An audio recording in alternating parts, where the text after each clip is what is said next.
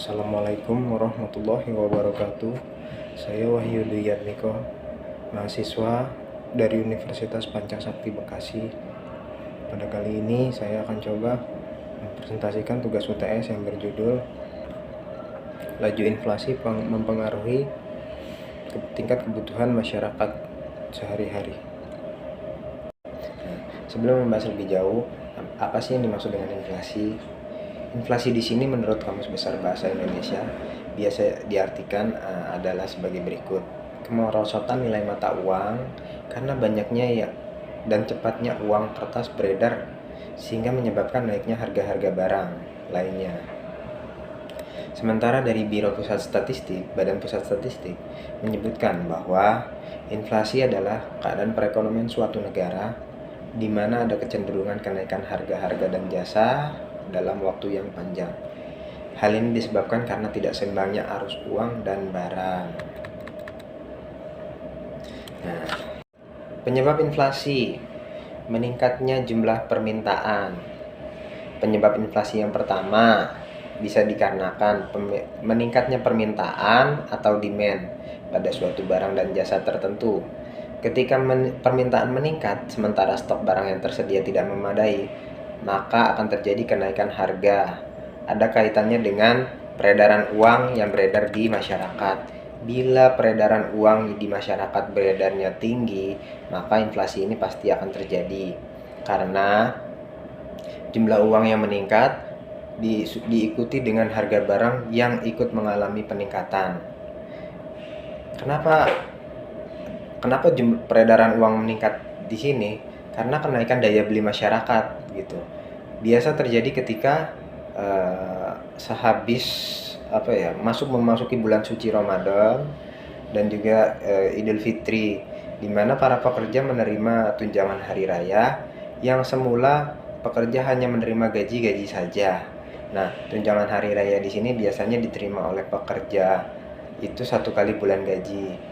Biasa terima uang segitu untuk memenuhi kebutuhan sehari-hari. Ada tambahan pemasukan 1 bulan gaji, pastinya seorang pekerja akan membelanjakan gitu, biar kata harga barang atau jasa yang ditawarkan pedagang mahal pasti akan dibeli karena kenaikan daya beli tadi masyarakat gitu ketika menerima uang tunjangan hari raya. Nah, hal ini tidak diikuti dengan stok barang yang tersedia di pasaran gitu. Stok barang yang tersedia di pasaran cenderung statis, tidak bertambah atau tidak berkurang, mengakibatkan harga-harga barang dan jasa ikut naik. Ya kan? Sudah pasti akan naik. Karena apa? Karena biar kata bagaimana naik mahal atau bagaimanapun, masyarakat punya uang, terima uang, tidak seperti bulan-bulan biasanya, pasti akan dibeli semahal apapun gitu. Nah, beredarnya uang banyak di masyarakat ini menyebabkan inflasi karena ya tadi sudah dijelaskan. Berikutnya ada meningkatnya biaya produksi. Biaya produksi meningkat. Inflasi bisa disebabkan karena meningkatnya biaya produksi. Biaya produksi baik bisa disebabkan karena beberapa hal seperti naiknya harga bahan baku atau naiknya upah karyawan. Nah, contohnya dari naiknya harga bahan baku. Nah, bahan baku yang tersedia untuk pasokan produksi suatu perusahaan meningkat karena diikuti dengan biaya distribusi atau biaya ongkos kirim yang meningkat. Sebelumnya meningkat karena faktor lainnya, ya salah satunya bahan bakar minyak gitu.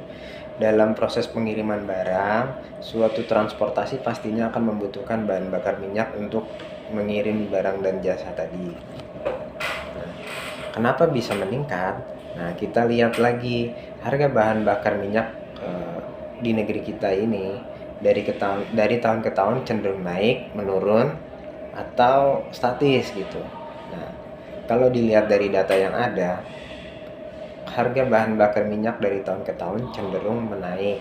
Bahkan ada salah satu bahan bakar minyak yang disubsidi dari pemerintah seperti premium sekarang ini sudah dihilangkan.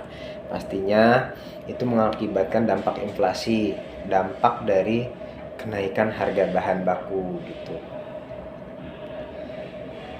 Berikutnya adalah naiknya upah pegawai. Nah, naiknya upah pegawai di sini karena kebutuhan yang meningkat, sudah pasti otomatis eh, gaji gaji untuk pegawai pun juga harus meningkat. Karena apa? Karena tiap pegawai sudah ada indeks kelayakan hidupnya, KHL-nya. Nah, sudah dihitung juga, biasanya dalam hal ini ada UMR, ada upah minimum regional atau UMK. Upah minimum maksud saya UMP, upah minimum provinsi. Nah, di sini tiap-tiap daerah mempunyai kebijakannya masing-masing gitu. Kalau dilihat dari data yang ada, upah minimum provinsi yang tinggi sendiri ada di daerah Jawa Barat, yaitu Karawang, yaitu ada 4, berapa juta gitu, tinggi bila dibandingkan dengan provinsi-provinsi lainnya, karena di sana memang pusatnya industri. Balik lagi, kenapa meningkat biayanya produksi? Nah, bahan baku dalam proses distribusi barang dan jasa mengalami peningkatan. Dampak dari inflasi. Nah, inflasi memiliki dampak bagi perekonomian suatu negara. Di antaranya bisa menggerus daya beli masyarakat.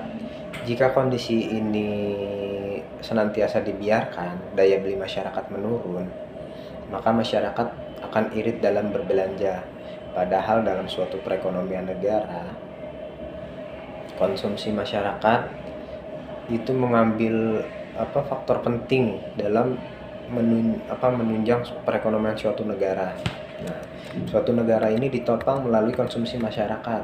Jika masyarakat mengurangi belanja, pastilah pertumbuhan ekonomi akan bergerak lambat dan stagnan bahkan lebih rendah.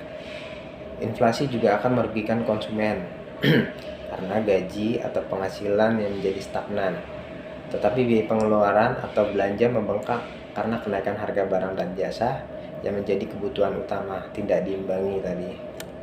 Dampak berikutnya mempengaruhi kemampuan ekspor suatu negara. Akibat dari inflasi sendiri, biaya ekspor menjadi lebih mahal dan daya saing produk ekspor menurun, yang bisa menyebabkan devisa negara berkurang. Inflasi juga bisa mempengaruhi minat orang untuk menabung di bank. Hal ini disebabkan karena bunga simpanan di bank itu menjadi kecil, tergerus karena inflasi. Belum lagi menabung di bank juga akan mengeluarkan biaya administrasi tiap bulannya. Bunga yang diperoleh nasabah pun semakin minim. Lebih jauh, inflasi dapat mempengaruhi kestabilan mata uang suatu negara. Kurs mata uang mengandung dua aspek, kestabilan nilai mata uang terhadap barang dan jasa, juga kestabilan mata uang terhadap mata uang negara lain. Nah, jika hal ini terjadi, justru menaikkan harga menjadi lebih tinggi karena permintaan yang begitu besar. Inflasi memang tidak bisa diduga kapan saja, bisa datang juga kapan saja. Oleh karena itu, inflasi untuk mengatasi inflasi ini dengan mengontrol keuangan secara baik, pemahaman ekonomi kita itu harusnya lebih cerdas, karena kedepannya pasti akan memudahkan kita dan bijak dalam menggunakan uang kita gitu, dalam mengatur tata kelola keuangan kita gitu. Adapun peran masyarakat untuk mengatasi masalah inflasi. Nah, masyarakat di sini bisa ikut atau turut ambil bagian untuk mengatasi inflasi. Caranya tidak berlebihan dalam membeli suatu sembako atau kebutuhan pokok lainnya, atau biasa disebut jangan panik buying gitu. Jika terjadi suatu fenomena tersebut, ya misalnya kita ambil beberapa bulan yang lalu, harga kebutuhan bahan pokok salah satunya adalah minyak goreng. Ketika minyak goreng murah dapat subsidi dari pemerintah, masyarakat panik buying, membeli minyak goreng sebanyak-banyaknya untuk disimpan beberapa waktu ke depan, sehingga menyebabkan stok barang menjadi sedikit. Yang harusnya barang tersebut didistribusikan untuk 1.000 orang, karena ada tadi panik buying, ya misalnya yang dapat diterima oleh masyarakat hanya separuhnya, 500-nya saja. berarti ada 500 yang tidak kebagian kan. Nah, dalam hal ini harusnya masyarakat tidak menjadi panik gitu loh, karena setiap bahan pokok pemerintah sudah mengalokasikan, sudah menghitungnya distribusi masyarakatnya agar tepat sasaran, tepat guna juga, tepat manfaat. Berikut ini data yang diambil dari Bank Indonesia, data inflasi tahun 2021 dari bulan Januari hingga bulan April. Di situ tertera data inflasinya fluktuatif ya, ketika di bulan-bulan tertentu mengalami penurunan dan di bulan April mengalami kenaikan. Berikutnya kita bandingkan untuk data inflasi di tahun 2022 untuk periode yang sama. Untuk periode yang sama di sini, dari Januari 2022 hingga April 2022 cenderung mengalami peningkatan. Juga dibandingkan dengan periode yang sama di tahun 2021, data inflasi yang didapat dari Bank Indonesia di sini juga mengalami peningkatan periodenya. Berarti memang faktor-faktor yang tadi disebutkan pada slide berikutnya mempengaruhi sekali.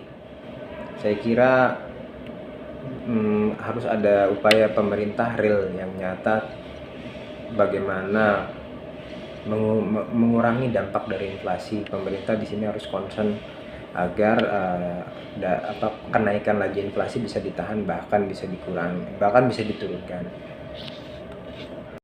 Sekian dan terima kasih presentasi kali ini. Saya terbuka terhadap kritik dan saran yang sifatnya membangun, agar di kemudian hari saya bisa membuat hasil yang lebih baik lagi. Ya, akhir kata saya akhiri. Wabillahi taufiq wal hidayah. Wassalamualaikum warahmatullahi wabarakatuh.